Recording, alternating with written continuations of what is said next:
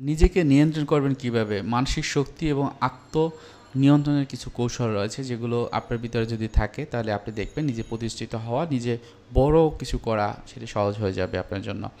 আসলে নিজেকে নিয়ন্ত্রণ করা বা কন্ট্রোল করার জন্য প্রথমত দুটো জিনিস খুবই গুরুত্বপূর্ণ। একটি হলো মানসিকভাবে আমার শান্ত থাকা, সাথে সাথে আমি শারীরিকভাবে শান্ত থাকা।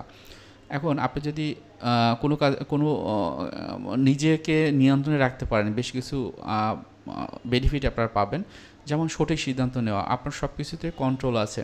এখন কোন সময়টাতে কোন ধরনের সিদ্ধান্ত নেবেন বা কোন সিদ্ধান্তগুলো নেওয়া গুরুত্বপূর্ণ সেটি কিন্তু আপনারা বুঝতে পারবেন খুব সহজে, এবং যার মাধ্যমে আপনারা সঠিক সিদ্ধান্তটি সঠিক সময় আপনারা নিতে পারবেন। এরপর কি হয় যে মানসিক শক্তি বৃদ্ধি, আপনার নিয়ন্ত্রণ যদি থাকে তাহলে আপনার মনটা ভেঙে পড়বে না। আপনি দেখবেন যে যে কোনো সিচুয়েশনে বা যে কোনো পরিবেশে আপনাকে মানিয়ে নিতে পারছেন। সম্পর্কের উন্নতি, আপনার যদি সেলফ কন্ট্রোল থাকে তাহলে সম্পর্কের উন্নতি হয়। আমি একটি রিসার্চ করেছিলাম আমার অনার্সের একটা যে সেলফ কন্ট্রোল কি যারা ডিপ্রেসড বা যারা অ্যাংজাইটিতে থাকে তাদের সেলফ কন্ট্রোলটা কেমন থাকে। তো ওখানে কিন্তু দেখা গেছে যারা ডিপ্রেসড মোডে থাকে অথবা অ্যাংজাইটিতে থাকে তাদের কিন্তু সেলফ কন্ট্রোলটা থাকে না, আত্মনিয়ন্ত্রণ থাকে না। সো নিজের সম্পর্কে উন্নয়ন বা নিজেকে আরও একটু ভালো রাখার ক্ষেত্রে এই যে সেলফ কন্ট্রোলটা খুবই গুরুত্বপূর্ণ। এখন আসে যে নিজেকে নিয়ন্ত্রণ করার বেশ কিছু ওয়ে রয়েছে।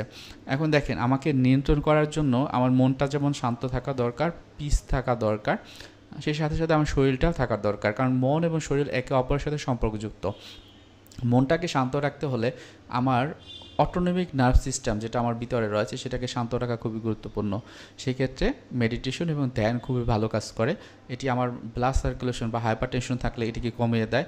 বুক যদি ধরপড় করা, অনেক রাগ অভিমান, অনেক বেশি কষ্ট লাগে বা আমি অল্পতেই রেগে যাই, সেক্ষেত্রে কিন্তু মেডিটেশন বা ধ্যানটা আপনারা করতে পারেন, এটা খুব ভালো কাজ করে। ইমোশনাল ইন্টেলিজেন্সের কথা বলেছেন, বুদ্ধিমত্তার যে বিষয়টি সেটি যদি আপনার ভালো থাকে সেক্ষেত্রে কী করবেন যে আপনি কিন্তু প্রতিক্রিয়াটা কখন কোন ধরনের হওয়া উচিত সেটি কিন্তু করতে পারবেন, ধৈর্যের পরিমাণটা বেড়ে যাবে। এখন ইমোশনাল ইন্টেলিজেন্স বাড়ানোর জন্য হয়তো আপনি বিভিন্ন রকমের বই পড়তে পারেন। নিজের সবসময় লজিক্যাল চিন্তা না করে আপনার ইমোশনাল যে চিন্তাগুলো করতে পারেন, দুটোর সাথে সামঞ্জস্য করে কোনটা প্রোডাক্টিভ, কোনটা সবচেয়ে ভালো একটা ওয়ে হয় সেটি আপনি সবসময় চিন্তা করে সেই অনুযায়ী করতে পারেন। যেমন কোনো একটা বিষয় আপনার সবসময় লজিক্যাল চিন্তা করি সেটা যেন না হয়, বা অনেক সময় ইমোশনাল হয়ে একটা সিদ্ধান্ত নিয়ে ফেলি সেটি যেন না হয়, বরং দুটো মিক্স করে সব কিছু করা। এরপর যেমন বিবেচনা এবং ধৈর্য ধরা, সবসময় আমি যদি এককভাবে কোনো কাজ করে যাই সেটা কিন্তু খারাপ হওয়ার সম্ভাবনা থাকে, কিন্তু আমার বিবেচনা আমার ভিতরে আছে, সেটিকে কাজে লাগানো, কোনো কিছুতে ধৈর্য ধারণ করা, এটি কিন্তু খুবই ইম্পর্ট্যান্ট।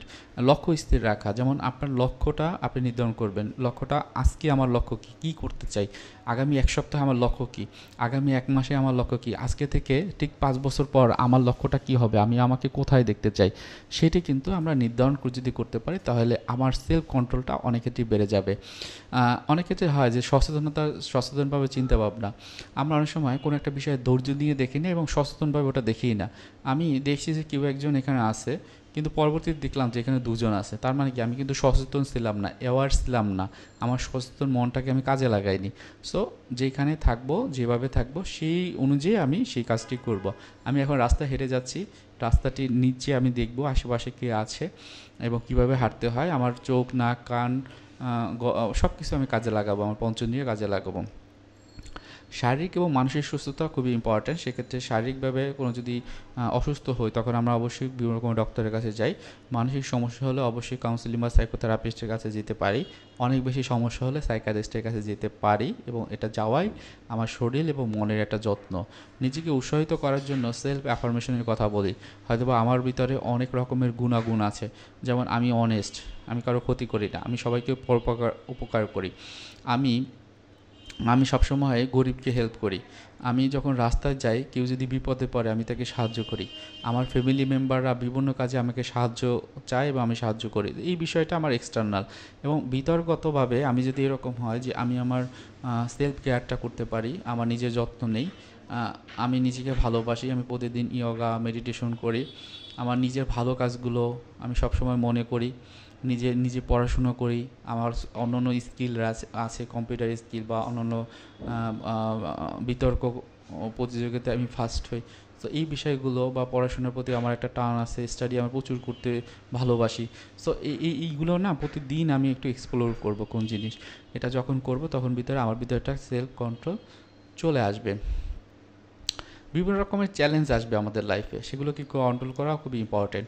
এখন কন্ট্রোল করার ক্ষেত্রে সবসময় আমাদের ভিতরে যে আকস্মিক যে একটা আবেগীয় প্রতিক্রিয়া সেটা না করে, বরং কোনো একটা জিনিস আমি শুনেছি, সেটা শোনা অনুযায়ী আমি কি কেঁদে ফেলবো, কোনো একটা সিদ্ধান্ত নিয়ে ফেলবো না। আমি প্রথমে একটু পজ নিব।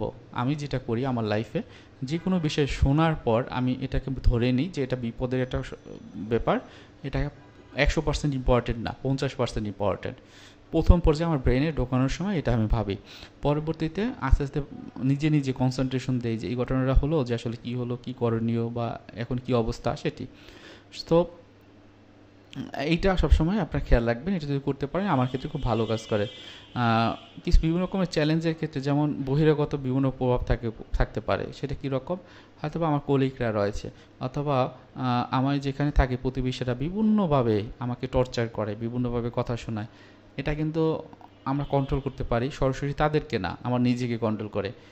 আমি যদি নিজেকে কন্ট্রোল করতে পারি কীভাবে, যে এটাকে ইগনোর করা, অথবা আমি পজিটিভ ওয়ে, অ্যাসাইটিভ ওয়েতে বলবো যে তোমরা যে এই কাজগুলো করো আমার কষ্ট হয়, আমার একটু ক্ষোভ কাজ করে, আমার অভিমান হয়, আমি আমি আমি আমি আমার রাগ হয়, তোমরা কি এইভাবে একটু চেষ্টা করবা, আমি চাচ্ছি যে তোমাদের সাথে কোনো রকম ক্ষোভ না রাখতে, তোমরা তো আমার আত্মীয় স্বজন বা তোমরা আমার প্রতিবেশী, অথবা তোমরা আমার তো কলিগ। সো এইভাবে একটু পজিটিভভাবে বলা যায়। অনেক সময় হয় কি যে আমাদের ভিতরে সব কিছুতে আমরা ফেলার হই না, কিছু কিছু থাকে যেটা হলো আমরা জয়ী হই। সো যেটা জয় হই, ওই জয়গুলোকে সেলিব্রেট করা।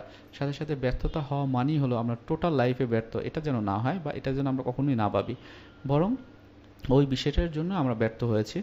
সো পরবর্তীতে এই ধরনের বিষয় আসলে আমি অবশ্যই ভালোভাবে করার চেষ্টা করব। যে জায়গাগুলোতে আমার ভুল ছিল, যার কারণে ব্যর্থতা হয়েছে, সেই কাজগুলো বা সেই বিষয়গুলো যেন আর উঠে না আসে, সেই জন্য পর্যাপ্ত চেষ্টা এবং সামর্থ্য এবং আমার ভিতরে যে রিসোর্স আছে সেই রিসোর্সগুলোকে আমি কাজে লাগাবো। সো এই চিন্তাগুলো করে সামনে যদি আগানো যায়, তাহলে নিজের সেলফ কন্ট্রোলের জায়গাটা খুব ইম্পর্টেন্ট। সেলফ কন্ট্রোলের কথা আমি যদি আবার লাস্টে বলি এক কথায়, সেটা হলো আমার মন এবং আমার আমার শরীর দুটোর সাথে অ্যাডজাস্ট করা। সমাজে যারা আছে, সামাজিকভাবে যে দক্ষতাগুলো, সেগুলোকে অর্জন করার মাধ্যমেই আমার সেলফ কন্ট্রোল আমি করতে পারি, আমার যেটা চাহিদা সেই চাহিদাকে পূরণ করতে পারি। সবাই ভালো থাকবেন, সুস্থ থাকবেন। কারো কোনো প্রশ্ন থাকলে কমেন্টে জানাবেন। আসসালামু আলাইকুম।